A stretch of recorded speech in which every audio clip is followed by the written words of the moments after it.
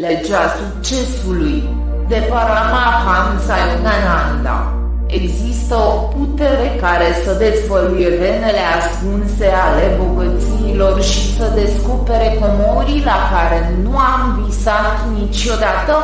Există o forță la care putem apela pentru a oferi sănătate, fericire și iluminare spirituală.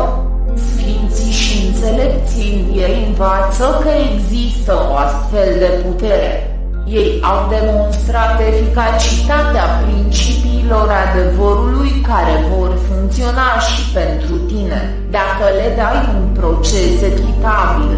Succesul tău în viață nu depinde în totalitate de abilități și pregătire, depinde și de hotărârea ta de a profita de oportunitățile care ți se prezintă. Oportunitățile în viață vin prin creație, nu întâmplător.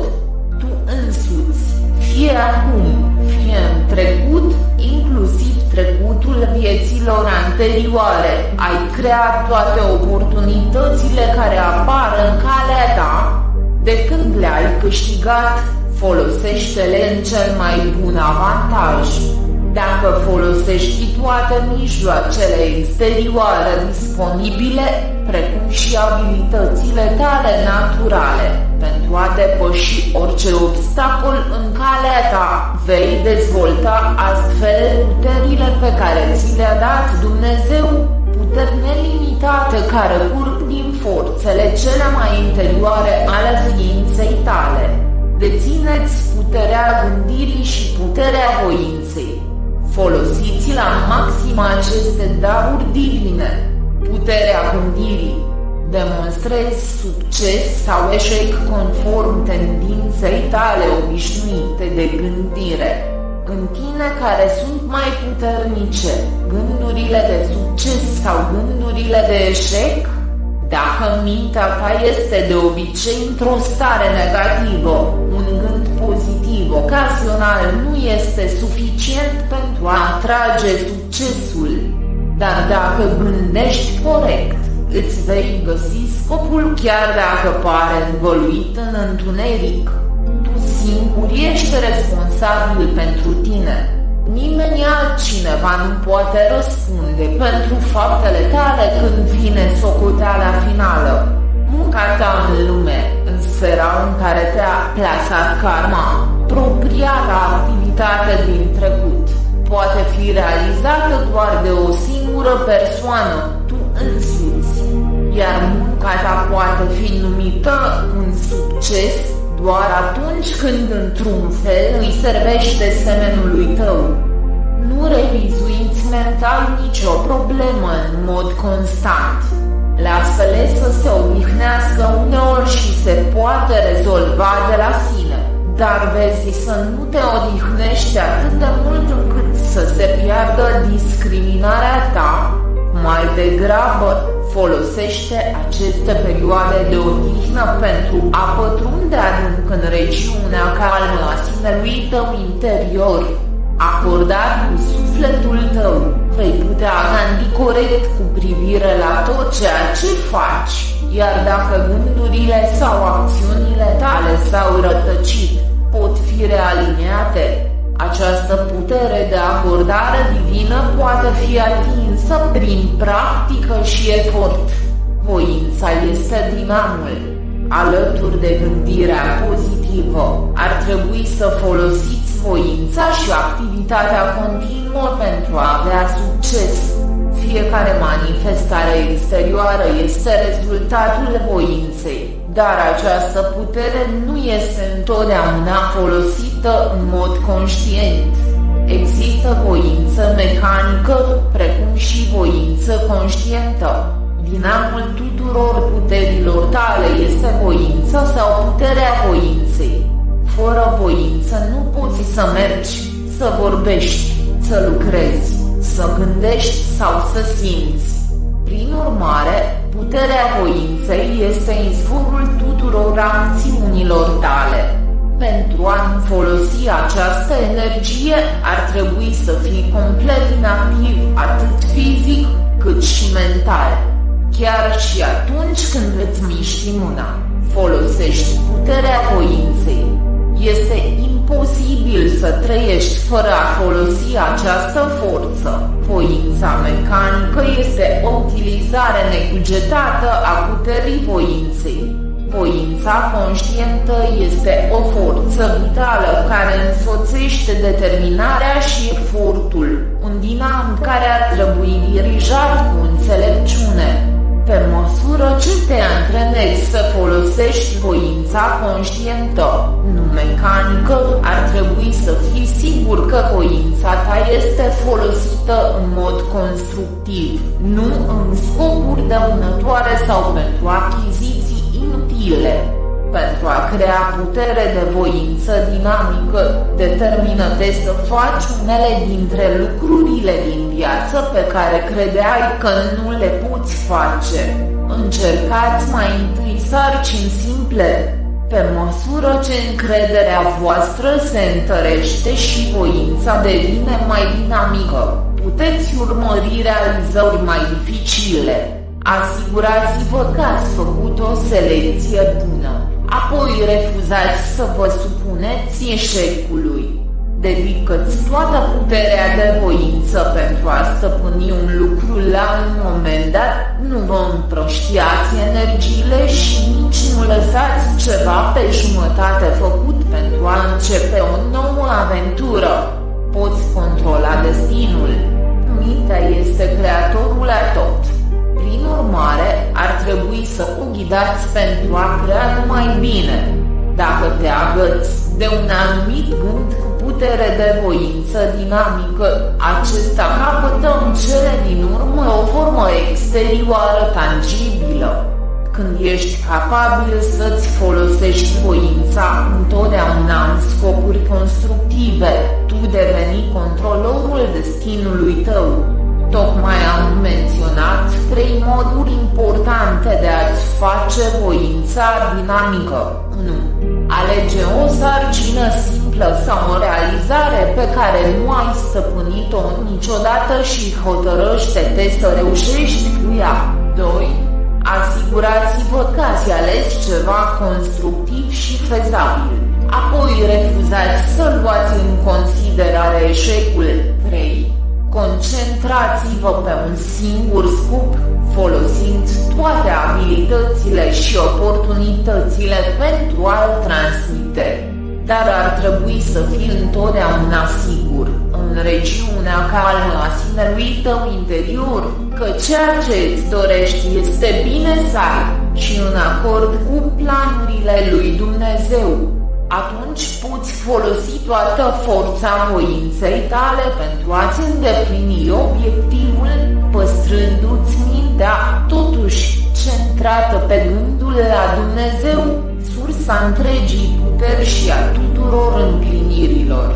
Frica epuizează energia vieții. Creierul uman este un depozit de energie vitală. Această energie este utilizată constant în mișcările musculare, în funcționarea inimii, plămânilor și diafragmei, în metabolismul celular și imunizarea sângelui și în desfășurarea activității sistemului senzitiv-motor telefonic, nervii.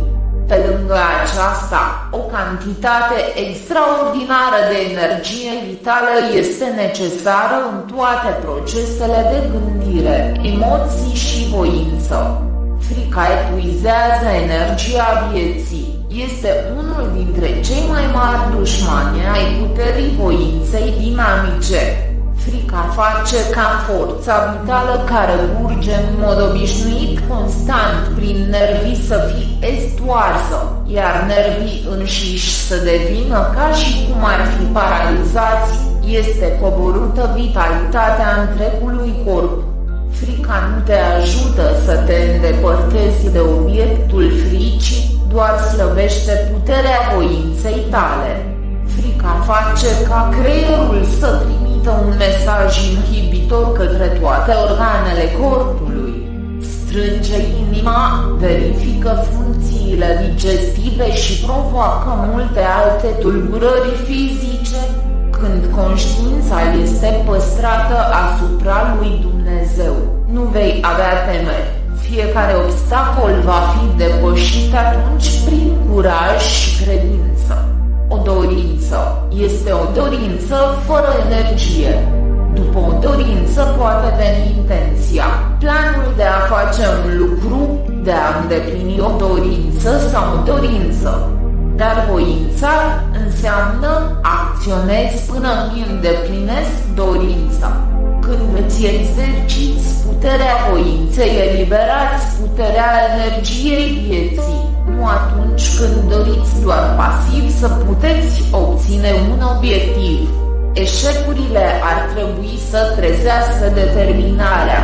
Chiar și eșecurile ar trebui să acționeze ca stimulente pentru puterea voinței și pentru creșterea ta materială și spirituală. Când ai eșuat în orice proiect, este util să analizezi fiecare factor din situație pentru a elimina toate șansele pe viitor ca să repeți aceleași erori. Sezonul eșecului este cel mai bun moment pentru a semăna semințele succesului. Confuzia circumstanțelor te poate supăra, dar țineți capul drept.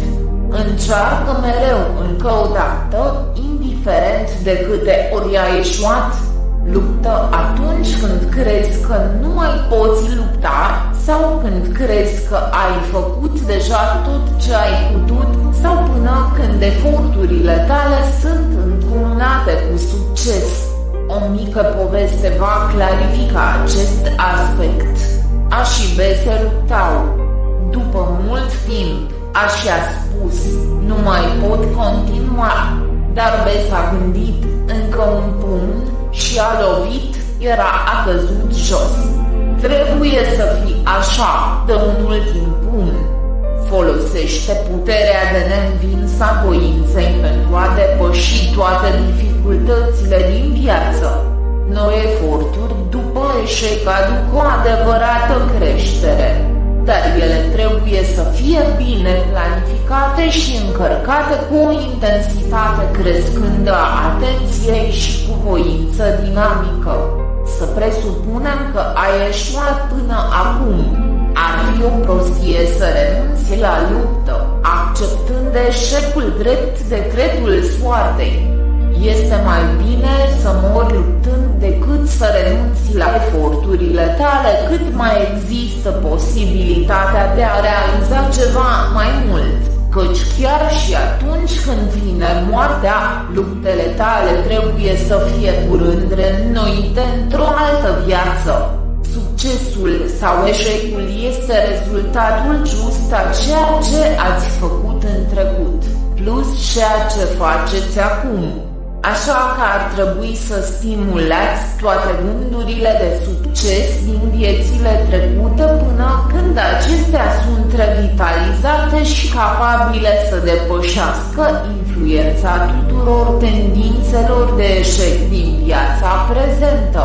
Persoana de succes poate să fie avut dificultăți mai grave cu care să se confrunte decât una care a eșuat, dar prima se antrenează să respingă gândul eșecului în orice moment. Ar trebui să vă transferați atenția de la eșec la succes, de la îngrijorare la calm, de la rătăcirea mentală la concentrare, de la neliniște la pace și de la pace la fericirea divină din interior. Când atingeți această stare de realizare de sine, scopul vieții tale va fi împlinit în mod glorios. Nevoia de autoanaliză. Un alt secret al progresului este autoanaliza. Introspecția este o oglindă în care să vezi adâncituri ale minții tale care altfel ar rămâne ascunse de tine. Diagnosticați-vă eșecurile și rezolvați-vă tendințele bune și rele. Analizează ce ești, ce vrei să devii și ce neajunsuri te împiedică. Decideți natura adevăratei sarcini, misiunea voastră în viață. Străduiește-te să te faci ceea ce ar trebui să fii și ceea ce vrei să fii. Pe măsură ce îți ții mintea la Dumnezeu și te acorzi cu voința Lui, vei progresa din ce în ce mai sigur în calea ta. Scopul tău final este să-ți găsești calea înapoi la Dumnezeu, dar ai și o sarcină de îndeplinit în lumea exterioară. Puterea voinței, combinată cu inițiativa, vă va ajuta să recunoașteți și să îndepliniți această sarcină. Puterea creativă a inițiativei. Ce este inițiativă? Este o facultate creatoare din tine, o scânteie a Creatorului infinit. Vă poate oferi puterea de a crea ceva ce nimeni altcineva nu a creat vreodată. Te îndeamnă să faci lucrurile în moduri noi. Realizările unei persoane cu inițiativă pot fi la fel de spectaculoase ca o stea căzătoare, aparent creând ceva din nimic. El demonstrează că ceea ce pare a fi imposibil poate deveni posibil prin folosirea unei mari puteri inventive a Duhului. Inițiativa vă permite să stați pe propriile picioare, liber și independent. Este unul dintre atributele succesului. Vezi chipul lui Dumnezeu în toți oamenii.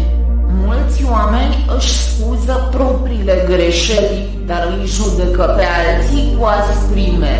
Ar trebui să inversăm această atitudine scuzând neajunsurile altora și examinându-le aspru pe ale noastre. Uneori este necesar să se analizeze alte persoane. În acest caz, lucrul important de reținut este să păstrați mintea fără prejudecăți. O minte imparțială este ca o oglindă clară, ținută neclintită, neoscilând cu judecăți pripite. Orice persoană reflectată în acea oglindă va prezenta o imagine nedistorsionată. Învață să-L vezi pe Dumnezeu în toate persoanele, de orice rasă sau crez. Veți ști ce este iubirea divină atunci când veți începe să vă simțiți unitatea cu fiecare ființă umană, nu înainte. În serviciul reciproc, uităm micul sine și întrezărim sinele unic fără măsură, spiritul care îi unește pe toți oamenii. Obiceiurile gândirii controlează viața. Succesul este grăbit sau întârziat de obiceiurile cuiva. Nu inspirațiile tale trecătoare sau ideile strălucitoare, ci obiceiurile tale mentale de zi cu zi îți controlează viața. Obiceiurile gândirii sunt magneți mentali care atrag la tine anumite lucruri, oameni și condiții.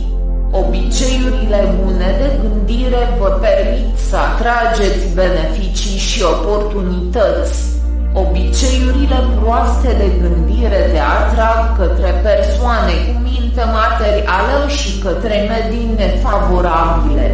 Slăbiți un obicei prostăvit în tot ceea ce l-a provocat sau l-a stimulat, fără să vă concentrați asupra lui în zelul vostru de a le evita.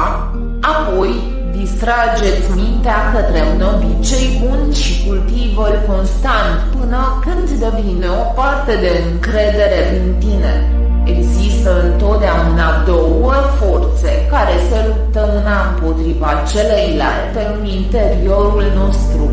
O forță ne spune să facem lucrurile pe care nu ar trebui să le facem, iar cealaltă ne îndeamnă să facem lucrurile pe care ar trebui să le facem, lucrurile care par dificile. Un glas este cel al răului, iar celălalt este cel al binelui sau al lui Dumnezeu. Prin lecții zilnice dificile, vei vedea cândva clar că obiceiurile proaste hrănesc arborele dorințelor materiale nesfârșite, în timp ce obiceiurile bune hrănesc arborele aspirațiilor spirituale. Din ce în ce mai mult ar trebui să vă concentrați eforturile pe maturizarea cu succes a arborelui spiritual, pentru ca într-o zi să puteți culege roadele coapte ale realizării sinelui. Dacă ești capabil să te eliberezi de tot felul de obiceiuri proaste și dacă ești capabil să faci bine pentru că vrei să faci binele și nu doar pentru că răul aduce întristare, atunci progresezi cu adevărat în spirit. Numai atunci când renunți la obiceiurile tale proaste ești cu adevărat un om liber. Până când nu vei fi un adevărat maestru, capabil să-ți poruncești să faci lucrurile pe care ar trebui să le faci, dar poate nu vrei să le faci, nu ești un suflet liber. În acea putere a stăpânirii de sine se află sămânța libertății eterne. Am menționat acum câteva atribute importante ale succesului: gânduri pozitive, voință dinamică, autoanaliză, inițiativă și autocontrol. Multe cărți populare subliniază una sau mai multe dintre acestea, dar nu reușesc să acorde credit puterii divine din spatele lor. Acordarea cu voința divină este cel mai important factor în atragerea succesului. Voința divină este puterea care mișcă cosmosul și tot ce este în el. Voia lui Dumnezeu a fost cea care a aruncat stelele în spațiu. Voia lui este cea care ține planetele pe orbitele lor și care dirigează ciclurile de naștere, creștere și decădere în toate formele de viață. Puterea voinței divine. Voința divină nu are granițe, funcționează prin legi cunoscute și necunoscute, naturale și aparent miraculoase. Poate schimba cursul destinului, poate trezi morții, poate arunca munți în mare și poate crea noi sisteme solare. Omul, ca imagine a lui Dumnezeu, posedă în el acea putere tot împlinitoare a voinței. A descoperit prin meditație corectă cum să fie în armonie cu voința divină este cea mai înaltă obligație a omului. Când este ghidată de eroare, voința umană ne induce în eroare, dar atunci când este ghidată de înțelepciune, voința umană este în acord cu voința divină. Planul lui Dumnezeu pentru noi devine adesea întunecat de conflictele vieții umane și astfel pierdem călăuzirea interioară care ne-ar salva de prăpăstii de mizerie. Iisus a spus: fă-se voia ta. Când omul își acordă voința cu voia lui Dumnezeu, care este călăuzită de înțelepciune, el folosește voința divină. Prin folosirea tehnicilor corecte de meditație, dezvoltate în vechime de înțelepții Indiei, toți oamenii pot atinge o armonie perfectă cu voința Tatălui Ceresc. Din oceanul abundenței, așa cum toată puterea stă în voia sa, tot așa toate darurile spirituale și materiale curg din abundența lui nemărginită. Pentru a primi darurile lui, trebuie să ștergi din mintea ta toate gândurile de limitare și sărăcie. Mintea universală este perfectă și nu cunoaște lipsa. Pentru a ajunge la acea aprovizionare care nu eșuează niciodată, trebuie să menții o conștiință a abundenței. Chiar și atunci când nu știi de unde vine următorul dolar, ar trebui să refuzi să-ți fie teamă. Când îți faci partea și te bazezi pe Dumnezeu să o facă a Lui, vei descoperi că forțele misterioase îți vin în ajutor și că dorințele tale constructive se materializează în curând. Această încredere și conștiința abundenței sunt obținute prin meditație, deoarece Dumnezeu este sursa întregii puteri mentale, păcii și prosperității. Nu voi și nu acționați mai întâi, ci contactați-L pe Dumnezeu mai întâi. Astfel, vă puteți valorifica voința și activitatea pentru a atinge cele mai înalte obiective. Așa cum nu poți transmite printr-un microfon stricat, tot așa nu poți trimite rugăciuni printr-un microfon mental care a fost dezordonat de neliniște. Prin calm profund ar trebui să-ți repari microfonul minții și să crești receptivitatea intuiției tale. Astfel vei putea transmite către el în mod eficient și pentru a primi răspunsurile lui. Calea meditației. După ce ți-ai reparat radioul mental și ești calm în acord cu vibrațiile constructive, cum îl poți folosi pentru a ajunge la Dumnezeu? Metoda corectă de meditație este calea. Prin puterea concentrării și a meditației poți direcționa inepuizabila puterea minții tale de a realiza ceea ce îți dorești și de a păzi fiecare ușă împotriva eșecului. Toți bărbații și femeile de succes dedică mult timp concentrării profunde. Ei sunt capabili să se scufunde adânc în mintea lor și să găsească perlele soluțiilor potrivite pentru problemele cu care se confruntă. Dacă înveți cum să-ți retragi atenția de la toate obiectele de distragere a atenției și să o plasezi asupra unui singur obiect de concentrare, și tu vei ști să atragi după bunul plac orice ai nevoie. Înainte de a vă angaja în angajamente importante, stai liniștit, calmează-ți simțurile și gândurile și meditează profund. Veți fi apoi ghidați de marea putere creatoare a spiritului. După aceea, ar trebui să utilizați toate mijloacele materiale necesare pentru a vă atinge obiectivul. Lucrurile de care aveți nevoie în viață sunt cele care vă vor ajuta să vă îndepliniți scopul dominant.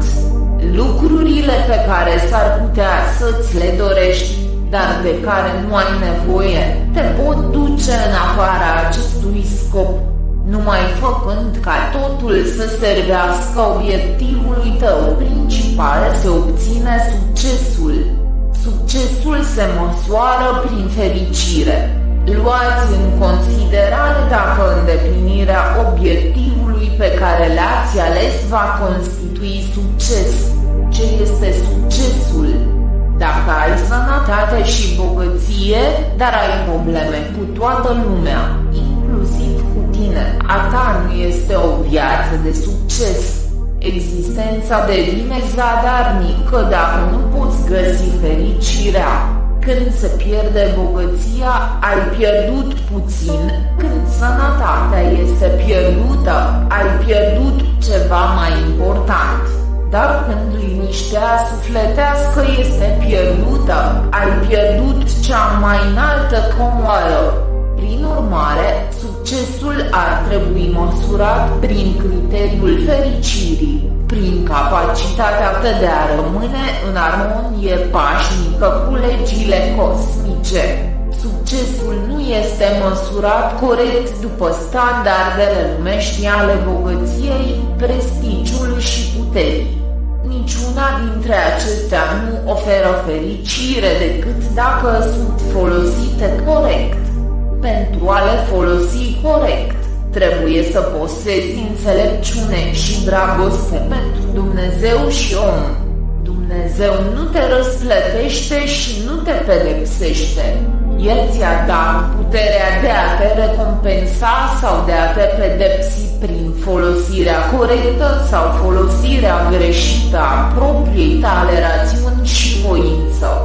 Dacă încălcați legile sănătății, prosperității și înțelepciunii, trebuie să suferi inevitabil de boală, sărăcie și ignoranță.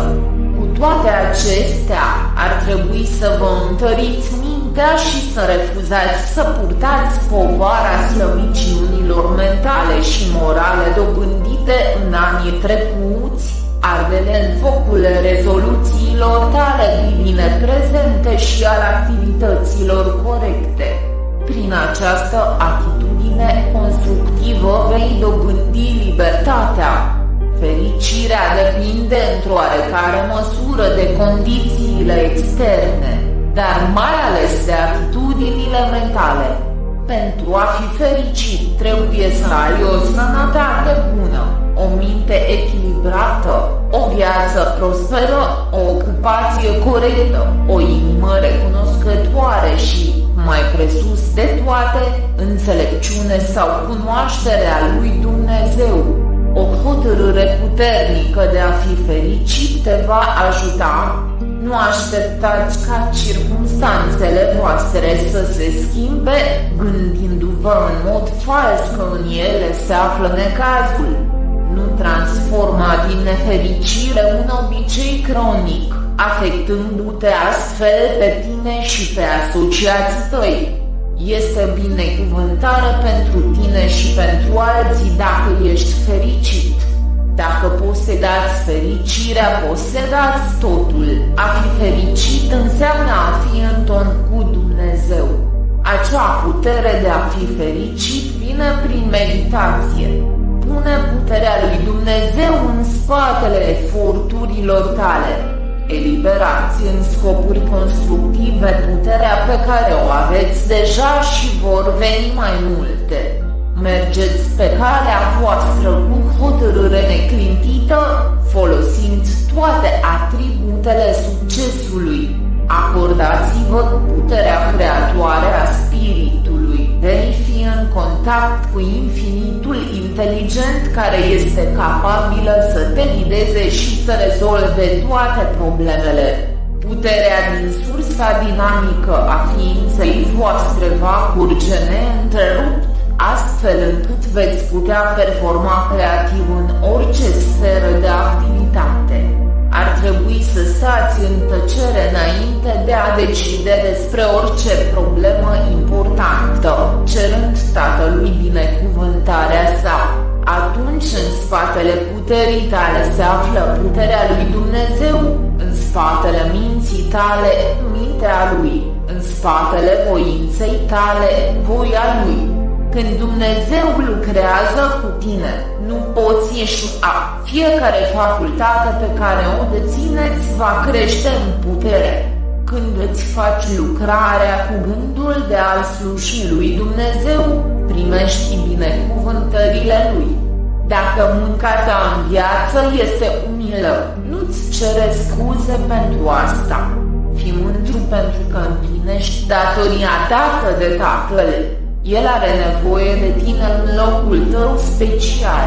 Toți oamenii nu pot juca același rol. Atâta timp cât lucrezi pentru a fi pe plac lui Dumnezeu, toate forțele cosmice te vor ajuta în mod armonios. Când îl convingi pe Dumnezeu că îl vrei mai presus de orice altceva, vei fi în acord cu voința lui. Când continui să-l cauți, indiferent de obstacolele care apar care să te îndepărteze de el, îți folosești voința umană în forma ei cea mai constructivă. Vei opera astfel legea succesului care era cunoscută de înțelepții antici și care este înțeleasă de toți oamenii care au obținut succesul adevărat. Puterea divină este atât dacă faci un efort hotărât să o folosești pentru a obține sănătate, fericire și pace. Pe măsură ce veți cuprinde aceste obiective, veți călători pe calea realizării sinelui către adevărata ta casă în Dumnezeu. Meditația este acea formă specială de concentrare în care atenția a fost eliberată, prin tehnici științifice de yoga, de neliniștea stării de conștientizare a corpului și este concentrată într-un singur punct asupra lui Dumnezeu. Afirmație: Tată Ceresc, voi raționa, voi face, voi acționa, dar fie ca Tu să-mi ghidezi rațiunea, voința și activitatea mea în tot ceea ce trebuie să fac.